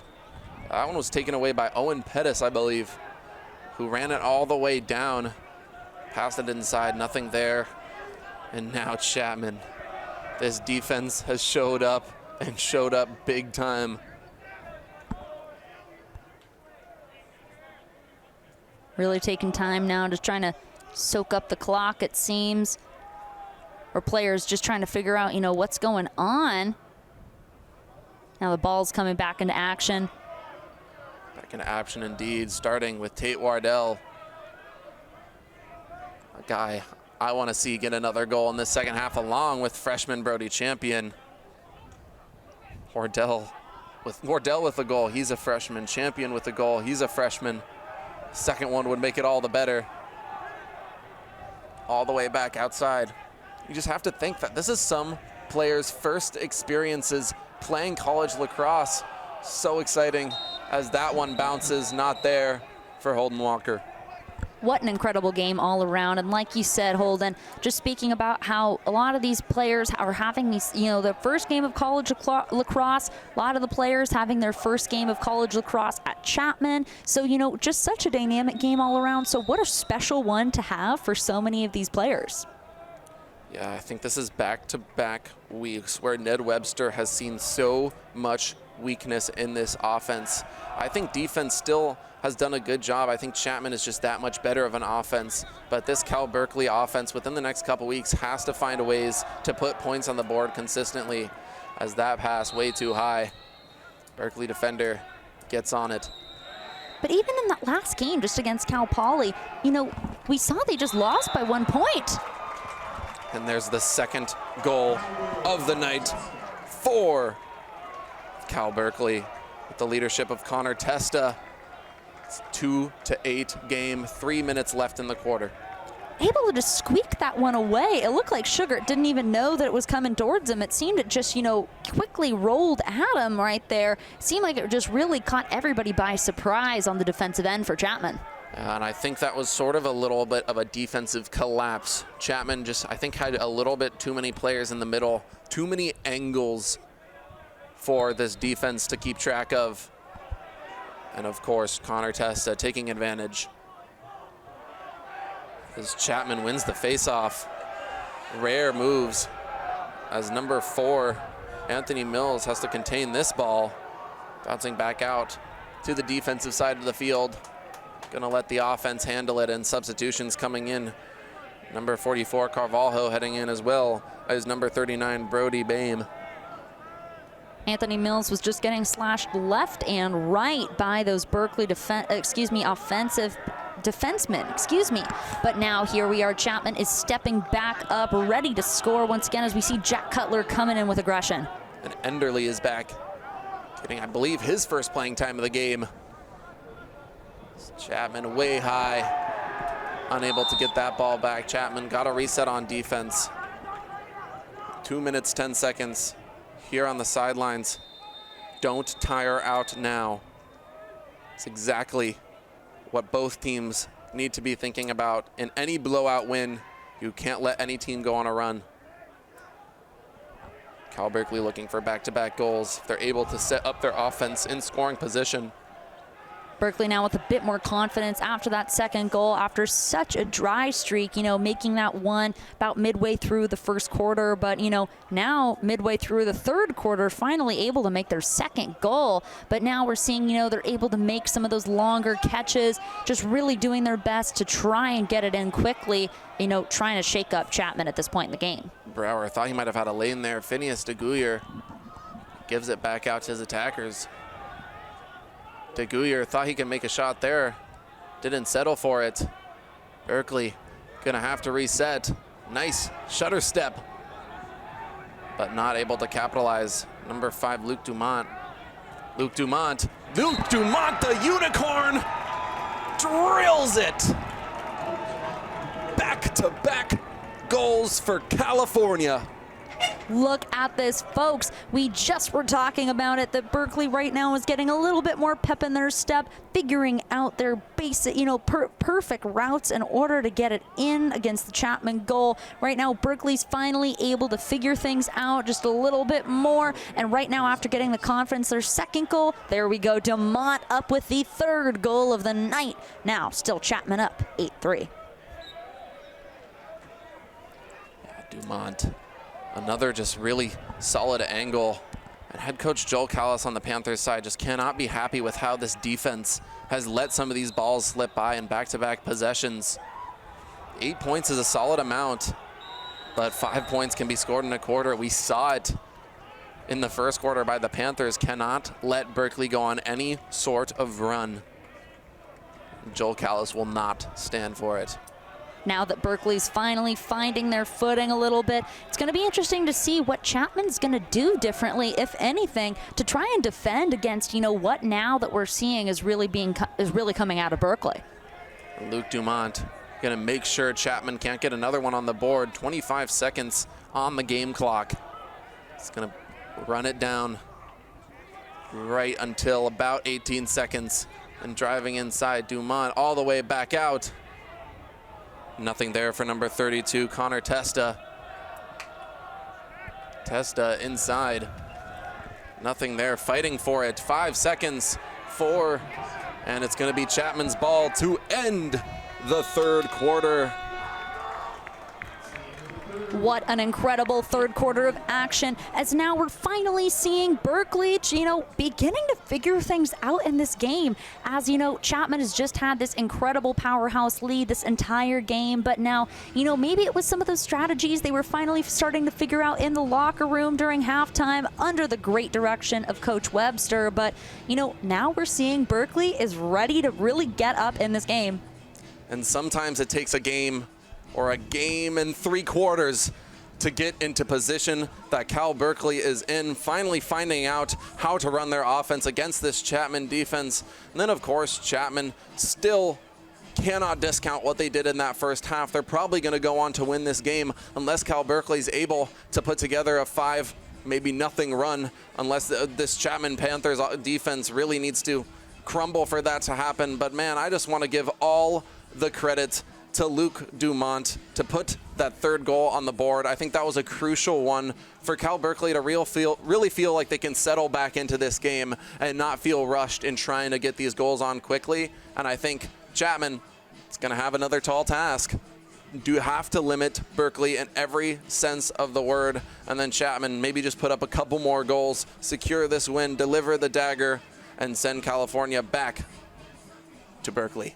I completely agree. And, of course, we cannot neglect to mention some of the 2 most powerhouse players that we've seen from Chapman so far in this game. The remarkable Ryan Sugart, who, just time and time again, has kept so far for most of the game. Berkeley only to one goal. Now coming in with the 3 goals that they have. So Ryan Sugart's just doing an incredible job in this game so far. And then, of course, Ethan Roselli now with the hat trick. These 2 have just been some of the biggest powerhouses of this team, but what has been so great about the Chapman team is that so many of them are getting those points up on the board. So many of them are getting great, great different moves, great playing time. So I feel like this has been an all-around great game for the Chapman team. And we have to remember that Roselli, this is his Ethan Roselli, he's coming off the bench. We have to remember that this is these are 10 starters on this team. He is coming off the bench with a hat trick as Berkeley able to secure the first faceoff of the fourth quarter. Berkeley coming in hot. They've really been able to amp up that fire, and now we're seeing it here as, they're moving with more efficiency and more, it looks like a lot more defined routes. So I think that's definitely something that Webster was trying to polish up during those breaks, and we're seeing the effects of that really now on the field. Solid move from number 22, Morgan Brower. Brower, another nice step inside, not there. Well, good defense by number 23, Ryan Sugart. Sugart signaling, trying to get this defense to get this ball back into offensive position. And driving up inside. Sugart able to continue just being that strong wall of defense that we've been seeing this whole game and continuing to not allow too many goals from the Berkeley side. 13 minutes for Cal Berkeley to put up some more goals. Chapman, again, just going to try to milk this clock as much as possible. Just have to avoid some of those slashes that are definitely coming for the Panthers. Amazing step, almost gets it. A beautiful save by Jack Wilson. But so much power as Berkeley has an opportunity. Now we're seeing, look at how quickly these substitutions are being made. Players are just running and scrambling, trying to find their formations to, just get as many opportunities to score for both sides as possible right now, as it's really just, a fiery game at this point. And Owen Pettis back in the game. Luke Dumont back in the game. This is the offense that they need, and a point that they need at the hands of number 6, Nate Fredericks. His first goal of the season. That was incredible. Number 6, Nate Fredericks, doing his incredible work. The legend out of Piedmont High School in Oakland, California. And, he just has so many awards and honors under his belt. The 2024, 2025 first team all-conference attack, 2025 honorable all-mention attack, all-America attack. And, here he is with his first goal of the season. We've been waiting for this, Holden. We've been excited to see what he's going to do in this game, and he's finally done it. Nate Fredericks really proving to show up for Berkeley at this point in the game, now making it half the score of Chapman. Yeah, putting together a solid case for being a starting attacker for years to come. Just needs to start finding his consistency, and of course empowering his team with his leadership for what could be 2 losses to start the season. Substituting in is number 48, Keegan Charapoom. Really wonder how the rest of this game is going to shape up for Chapman, as now we're seeing, Berkeley is coming back up. Chapman was just gliding for most of the game with a pretty sizable lead. But now we're seeing Berkeley coming in with fire. Yeah, Tate Wardell gets his second, the freshman, once again striking. And oh my goodness, 9-4 Panthers. Tate Wardell, his first collegiate game, 2 goals. This Panthers offense looks stunning. I was just asking, how the Chapman Panthers are going to be responding to this newfound, fire from Berkeley. And there we go, the second one for Tate Wardell. It's, that new power that Chapman has on their team is exactly how they're going to navigate around that. Yeah, Jack Wilson, as you saw there, just not happy with how his defense has been protecting him tonight. Saw such a strong effort from him in his first game. I think for both these goalies, I think the goals that they've given up is mainly due to their defensemen rather than the goalies themselves. I think they've performed great, and I think your defense will tell you the same thing. They will never blame their goalie. If there's anything to do to limit a potential goal, this defense and these goalies will do it. I agree. It's just, the incredible force that we've been seeing from both teams in that area, but remarkably Chapman, is it looks like, a lot is going on here, just trying to find that network in the backfield, really trying to figure out how to set up that foundation as we're seeing Chapman coming in hot around the side of the X. Just nice ball movement. Roselli's just waiting right outside that crease, up and inside. Here's Champion. Champion gonna try to find the same move that led to that Tate Wardell point, but nothing there. Champion trying to be the champion in this game. He's just so incredible so far, as we've been seeing. He's been working so great from, all around, all points of the goal, and here we are. Now, almost didn't catch that one. This offense continuing to light up Ernie Chapman Stadium on the first game of the year. So remarkable just how this team has been moving, and just the brotherhood of this whole Chapman men's lacrosse team is so incredible to watch, how they're all able to be there for one another and continue to support each other through just putting more points up on the board, as we see that great shot was made, just sweeping around behind the back technique right there. That was Nico Orsino, I believe, as Berkeley just continues to secure these face-offs. Need to make something happen here. Chapman with 10 points on the board. And their ball once again. Again, these high passes just seem to be a really consistent issue for Berkeley. It's almost something that you can't even teach. The power in your swing. And pardon, it was Jack Cutler on that last goal. Just everybody on this Chapman squad knows how to score, knows how to find the back of the net. And Jack Cutler's been someone that, we've been really waiting to see when he's going to convert to get a point up on the board. And he just did, as we see some incredible defense right there from Berkeley on Tate Wardell. Anthony Mills coming up quickly behind. That was Owen Pettis, I believe, that forced that one. Chapman happy with how that possession shook up. Chapman another chance to continue to extend their lead. For a second there, we really thought that Cal Berkeley could put together some nice drives, but since then, this Chapman offense has continued to find a way to score.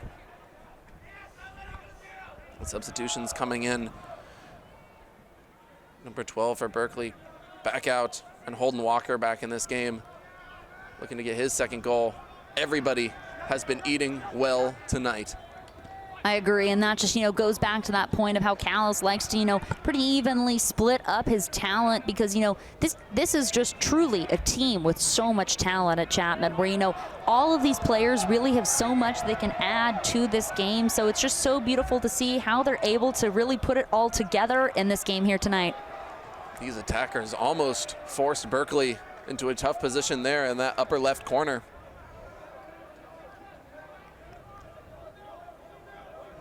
Here's Berkeley, ready for the moment.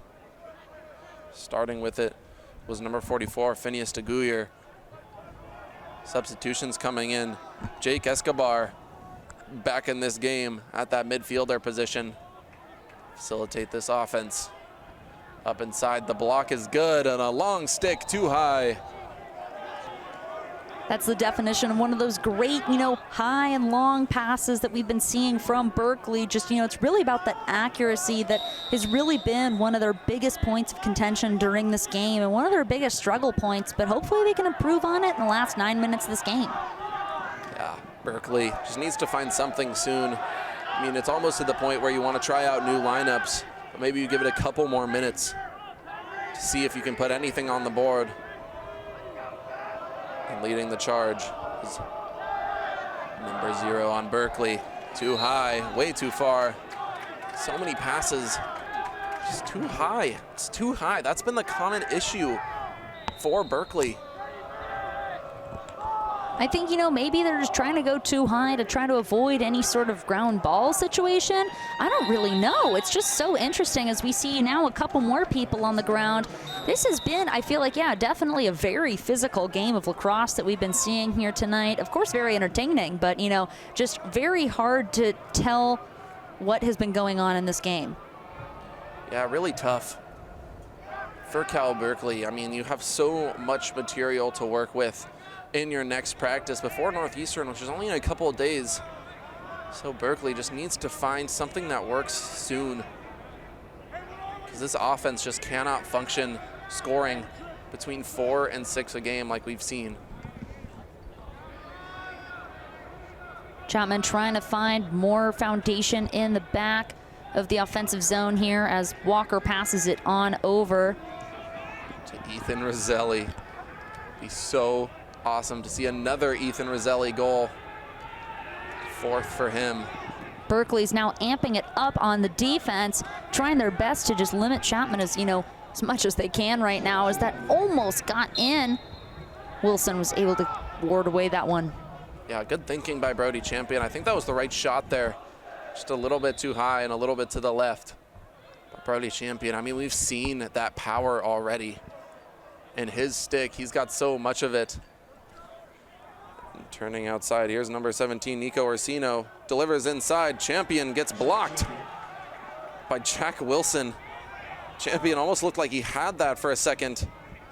Just delivered right into the stick of Jack Wilson.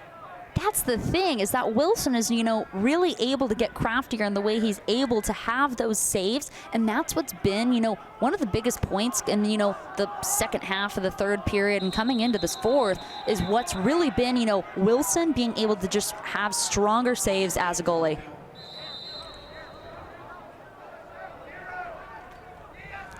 More substitutions coming. I think for Chapman, I mean, what you look at going out of this game, I mean, Joel Callis is not a coach where you win a game, you party hard, and then you hope you can mimic that same effort. I mean, we've seen it just as Chapman's been able to sort of pull away in this game. Joel Callis is going to have a lot to look at, and I think one thing that they could really improve is how they structure their defense. I think the couple points that we've seen given up have just come on defensive collapses. And I think part of that could be due to some of these new players filtering in. But I think as long as they're able to strengthen that, this team can beat almost any team in their conference. And we'll see that coming up soon in the next couple weeks. I agree. It's really going to be about that grit that Chapman will continue to have as they go into their next few games and just really continue out the season. But what a way this would be to start the season. You know, winning that scrimmage at San Marcos 2 weeks ago and, you know, potentially winning this game, that would really set their spirits high coming into the season after seeing those pretty dismal preseason projections. Tate Wardell takes the shot. Would have been his third goal. It's off to the left. Only 5 minutes left on this clock. Wouldn't be surprised to see Cal Berkeley try out some new faces. And there's a couple good ones to try out. As Chapman tries it inside, wanting it again. Was number 6, Tate Wardell. Not there. He's gonna have a lot of time to settle in. 2 goals as a freshman is already pretty staggering, so can't knock him too much. 2 goals as a freshman in his first appearance in collegiate lacrosse. How much, you know, more amazing can you get at that point? Tate Wardell just making such a remarkable first appearance in this game. Yeah, I think we're nitpicking a little bit in favor of Chapman. I mean, what this offense has been able to accomplish in this game, just the star power that they found in their new players, I mean, it cannot be understated.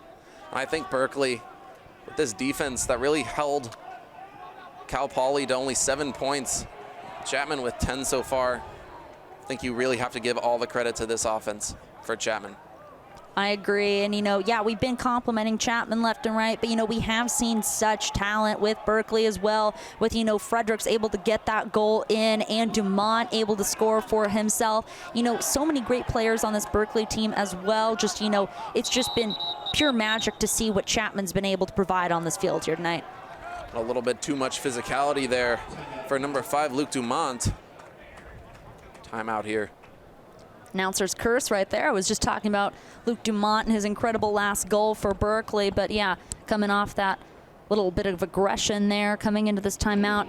It's going to be interesting to see what's going to happen in these just next few minutes of action to close out this game. So, Holden, what do you feel like Berkeley can really do at this point? You know, we've seen how they're trying to switch up their strategies, but I don't know. It's like, it's going to be interesting to see what last-ditch efforts they're going to have to try and change the scoreboard in any way. I mean, at this point, you don't have time before tomorrow. You play against Northeastern at home at 3 p.m. tomorrow. You have the drive back tonight, and you have a couple hours in practice to work out some of these kinks. Because I think at this point, you try out new faces, you try out players just to see the field, make sure they're ready for when their moment comes, because right now you have to start thinking about your game, back-to-back game tomorrow on Valentine's Day at 3 p.m. I agree. Those are definitely great points. And, you know, just that quick turnaround is what's going to be incredible for Berkeley to master. Whereas, you know, Chapman playing Northwestern on Sunday. It's going to be great to see that turnaround and see, you know, it is Northeastern, 1 p.m. at home this Sunday, you know, have a little bit more time to recuperate, you know, no matter what the score is, and figure out, of course, how you can constantly be improving. Chapman does have a bit more time on that, whereas unfortunately Berkeley is in a bit of a, you know, more challenging position to have such a quick turnaround. Joel Callis has to start looking at this team and start thinking to himself, this team might have a chance to take another SLC title.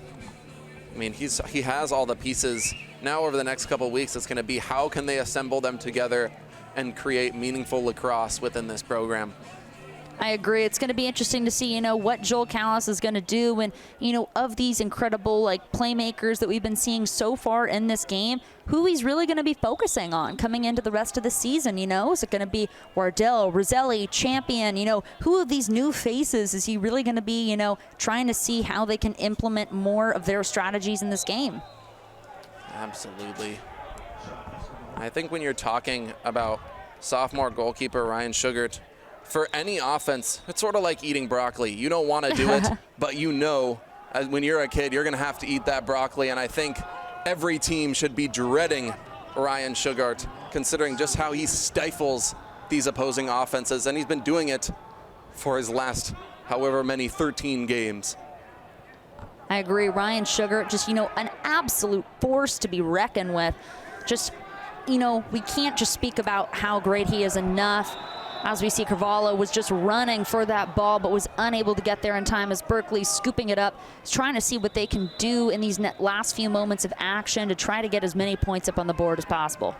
And it looks like Chapman's going to keep in a lot of their starters for these last couple of minutes, trying to build continuity within their offense and defense. Make sure there's no late game heroics from Cal Berkeley. Here's Owen Pettis outside, driving inside. Nothing there. I think we've seen that so much. So much hesitation coming. No hesitation on that one. Jake Escobar drills it.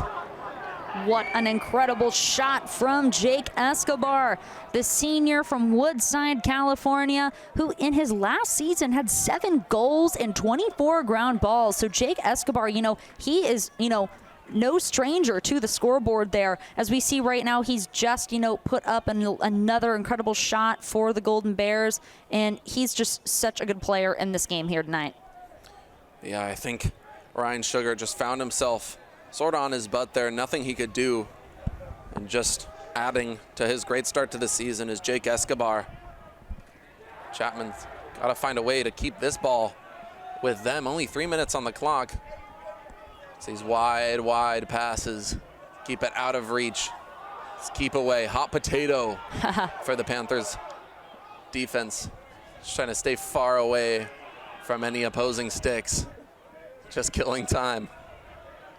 Chapman just, as you were just saying, Holden, trying to milk the clock as much as possible. As they have, 80 seconds in that shot clock. So they have a good amount of time to work with, and just trying to, it's like in those, last few downs when, you're far ahead in a game of football, just got to snap the ball a few times and call it a game. So it seems like that's what Chapman's trying to do right now. Absolutely. Inside up and good.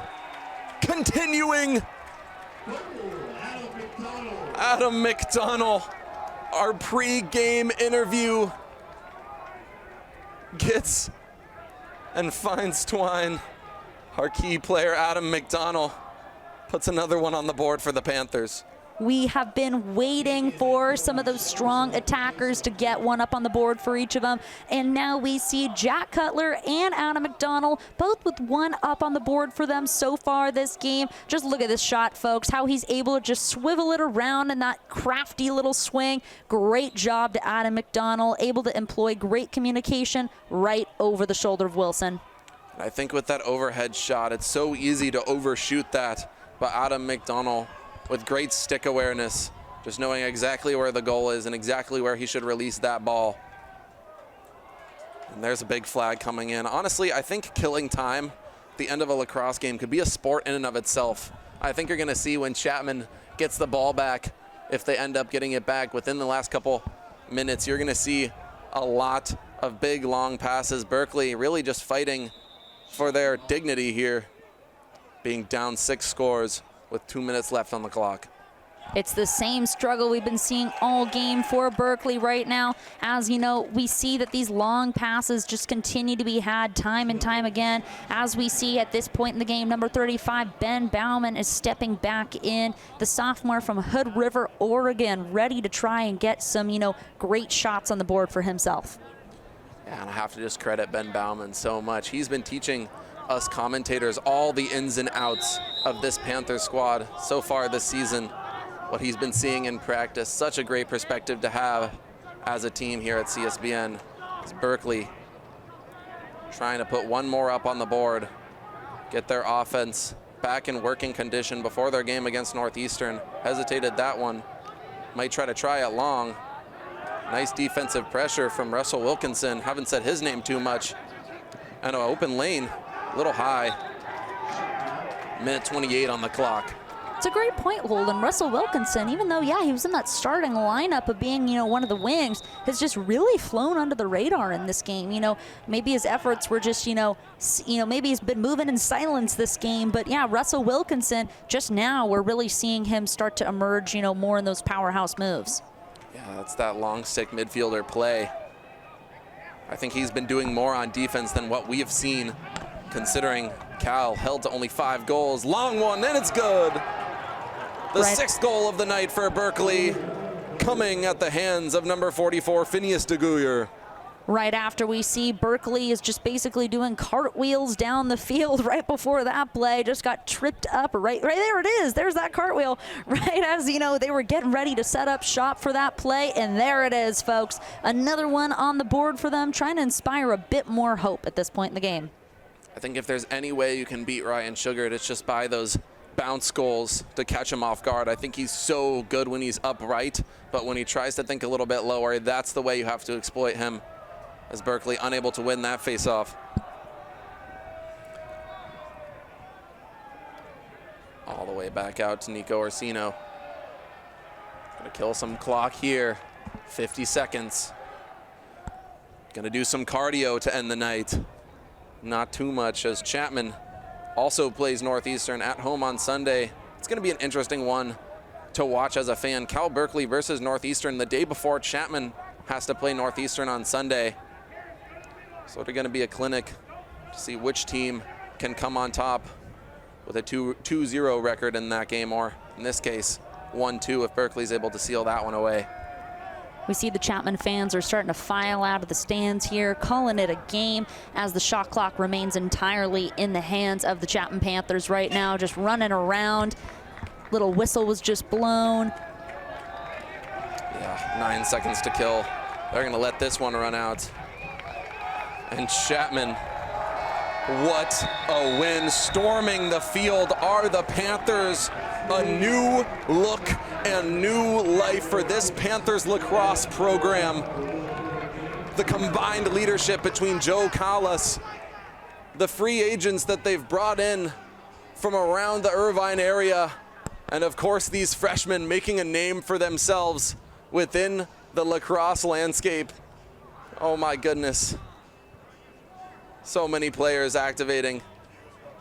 As you see that camaraderie, that's going to be a theme all season. This is a tight, knit team. I think we're going to see a lot more wins to come for the Panthers. Just what an incredible game overall, Holden. We really see, I think it was just great on both sides how, despite, of course, those preseason rankings, that Chapman was able to really have that fire and have such great all-around teamwork, just attack, midfield, defense. Everybody was able to really show up for one another and for the team to really spread the wealth and get lots of points up on the board for some of those senior players and also for some of those new players who are transfers and freshmen. And of course for Berkeley, I think some of their greatest strong points is how they were able to really improve throughout the game. They were able to see how, Chapman was able to really put up that fire so close to the end, to the goal, and how they were able to figure out how to defend against that, and Wilson was able to work on those saves. So I think both of these teams really shaped up to be a pretty good game of lacrosse here tonight. 110%. I was almost expecting it to be a little bit closer just with how these teams sort of mirrored each other last season. So we're taking a look at some of these full game highlights. We saw that a lot. Those face-offs tended to go Berkeley's way until the end of that game. And there is number 2, Ethan Roselli, putting it in. Ethan Roselli really making a name for himself on this roster. He's going to earn that starting gig probably for the rest of the season after that standout performance. And there's that beautiful hammer by number 32, Connor Testa.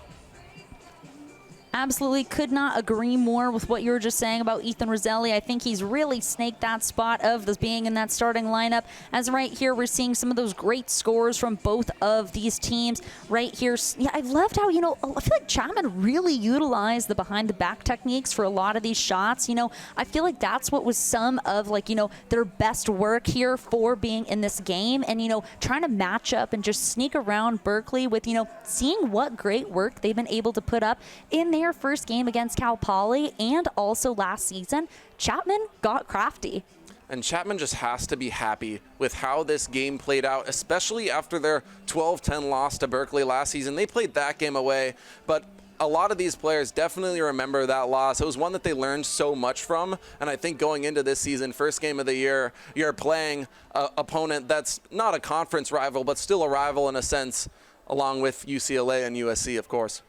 I just think it's so great that, those seniors who had that 1-2 record against Berkeley so far, that now they're having a 2-2 record, just another win against Berkeley under their belt for their collegiate lacrosse career. So that's so incredible that, seniors like Nico Racino and Shandon Hanamoto can have that experience and come off of those wins against Berkeley. Absolutely. Now moving on to the man, the myth, the legend, Ethan Roselli, our MVP of the night, our very own Michael Herrera, here to interview him. Thank you, guys. I'm here with our MVP of the game, number 2, Ethan Roselli. First of all, Ethan, congrats on the win. An incredible game for you tonight. A hat trick, 3 goals scored.